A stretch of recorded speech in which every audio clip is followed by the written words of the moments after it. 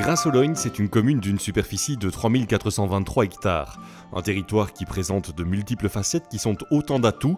Héritière de l'activité houillère tombée en désuétude dans les années 60, Grasse-Ologne est parvenue à réussir une reconversion économique fulgurante grâce à sa localisation géographique privilégiée au centre de l'Europe, plus précisément au milieu du triangle d'or European Air Cargo, formé par les villes d'Amsterdam, Francfort et Paris, et dans la région transfrontalière de l'Euregio, Liège, Maastricht et Aken.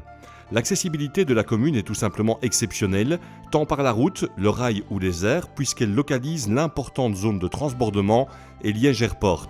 Liège Airport, c'est LE moteur de développement économique de la commune, mais plus largement de la région tout entière.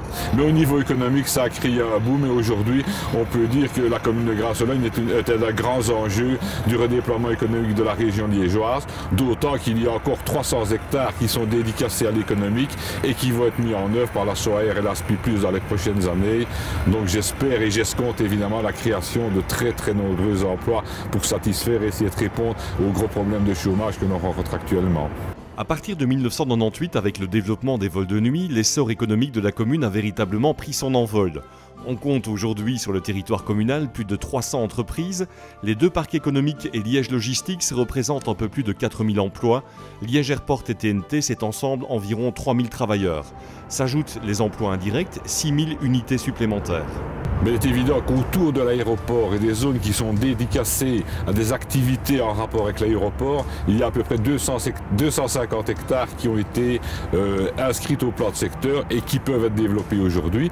Et dans ce cadre-là, il y a deux dossiers importants qui vont démarrer, un du côté de l'ancien village de Croteux et l'autre du côté de l'ancien village de Velleroux, où on va commencer l'aménagement et le tracé des voiries et la réalisation des voiries qui vont permettre d'installer des entreprises.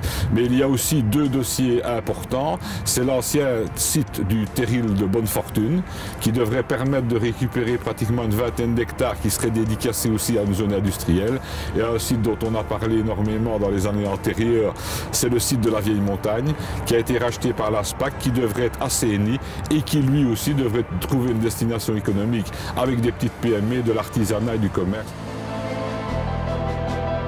L'autorité communale est confrontée à un problème de taille, concilier de la manière la plus harmonieuse possible l'essor économique local avec le maintien d'une certaine qualité de vie pour les 21 800 habitants de son territoire. Elle y travaille quotidiennement. Autre préoccupation, diminuer le taux de chômage qui reste important. En attendant, il est clair que Grasse-Ologne est l'un des axes majeurs de la stratégie de développement de toute une région, aujourd'hui, mais aussi et surtout dans les prochaines années.